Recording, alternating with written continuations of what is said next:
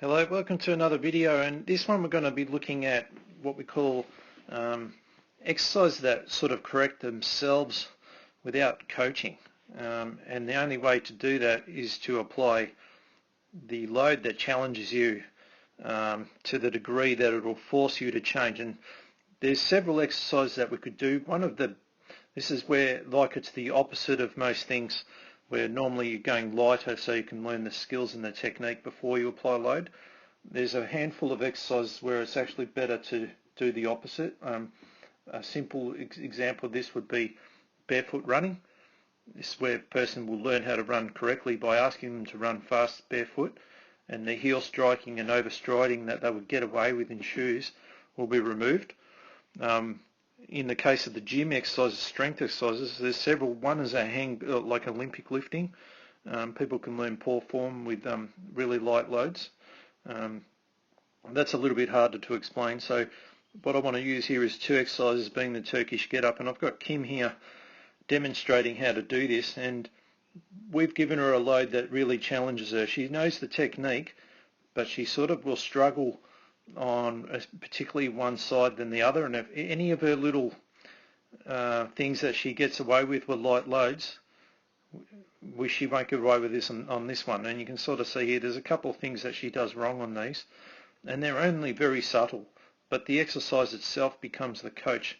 You don't really need to coach her on this. This is where on a light load she can get away with these little things, and there's one of them there. All right, and if you were looking carefully you would have seen it, and you'll see like her hand, she's for some reason just wants to put her thumb down, so she's just really relying on her fingers without having a firm, stable base with her shoulder right on that point.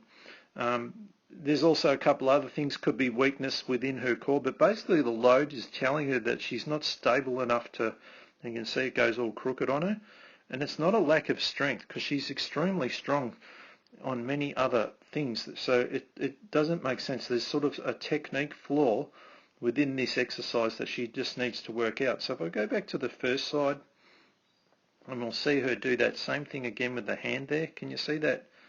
And this is her dominant hand, so you can see that thumb thing again. That's a real weakness. And then this shoulder, her flexibility, she has no injuries. All of these things are all fine. It's just like there's a technique flaw that's exposed once the weight sort of exceeds the challenge, where she's always worked with a light load and used this exercise to do multiple repetitions instead of working it for really what it should be, where really you only really need to do 1 rep on each side, 2 reps max. But if you're doing more than that, you've got a load that's too light and you're just getting away with poor form.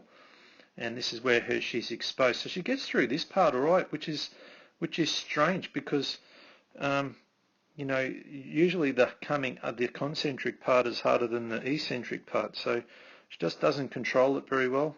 And you can see here she's laughing about it, but she's got to work it out, and this is where the exercise becomes her coach. So it's not like she doesn't know how to do it, she just doesn't know how to control it. Now the next one that we show you is basically the suitcase carry, and this one's a great one for the person with a walking impairment, hip problem, foot problem, back problem. This is excellent for back pain actually. And again, now this is firstly that there's several things going on here. So we've again loaded this up a lot more than she would do on if she wanted to go for distance and if it's a farmer's walk. So this one is really going to expose anything strange. So where if she doesn't walk properly normally, it'll be accentuated in this and you'll actually really feel it. And she does a couple of strange things. I'll see if you can work it out. But firstly, on this first part, she's got to do a deadlift to pick this up. Now this bar, by the way, we put 30 kilos on the bar, and the bar itself weighs 8.5, so it's a 43.5 kilo deadlift with one hand. All right, so she's quite capable with deadlift. She easily does 80 kilo, 90 kilo plus at times with a normal deadlift exercise. So let's have a look at her do it, and we'll see if you can, and we'll break it down, and we'll show you where the exercise is coaching her how to not cheat through it. So I've sort of got this in slow motion so you can sort of see if there's strange things, but there's something going on. I'll give you a clue, it's with her feet. All right, and she doesn't notice it normally, but she does when it's loaded up like this. All right, and then we'll let her come back with the left hand, so she's gone right-handed and then left-handed. Alright, so grip strength is obviously a factor, shoulder strength, there's lots of things going on around the back as well, and if you can see it more clearly here, and I'll pause it for you.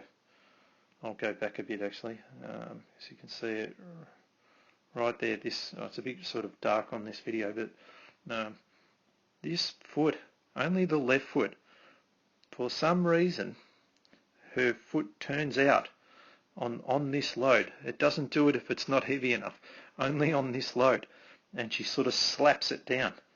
You see that? And she almost completely rolls in on that foot, and the knee locks itself out in hyperextension, where the other side doesn't do that at all. Only this side does. Alright, so there's probably several reasons. Usually it's going to be a hip problem. So we would often see on these farmers walks, if I go back to this one, so we often see on this is where we use the suitcase carry to stop this sort of lateral frontal plane loss of strength. So the person who can't control the bar will be moving in and out and smashing into the leg. They will not be able to walk because they must stabilise. So on this left leg here, she must have great strength through this glute to stabilise this leg, and the QL on the opposite side working in conjunction with it to keep the pelvis so it doesn't rock and roll. So this is why I say this is an excellent exercise for a person with hip dysfunction, because it really magnifies it.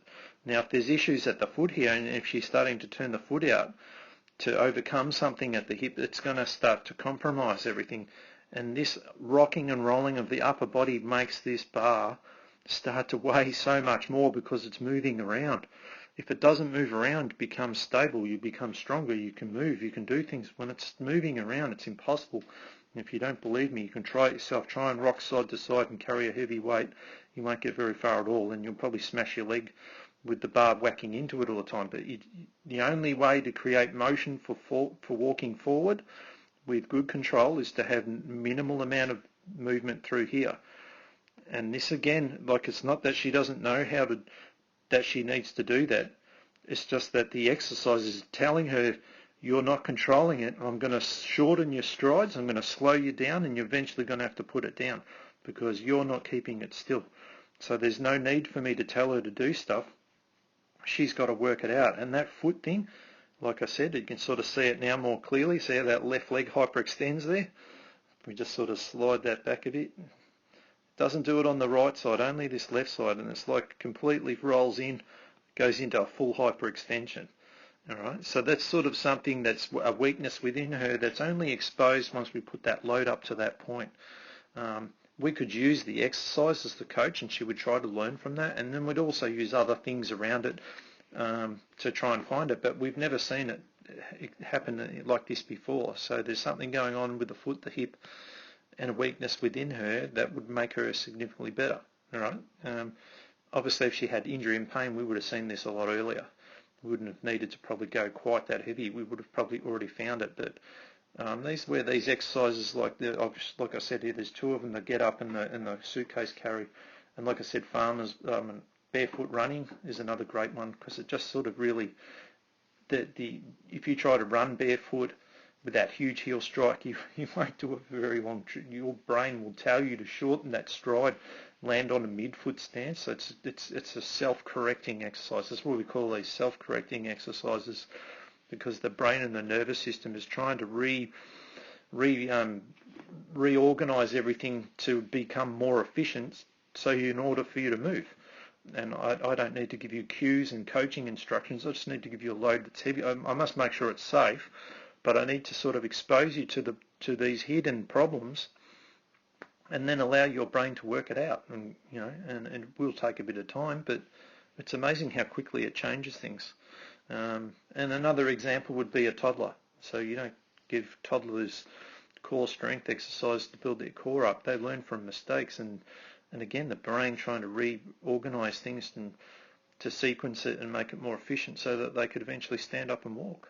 Alright, so in the gym environment, these are really powerful exercises, and everyone should be including them all the time, because if you're using them all the time, you get better at them, you become more efficient, you just don't wear joints, ligaments, tendons out, and you can do more things.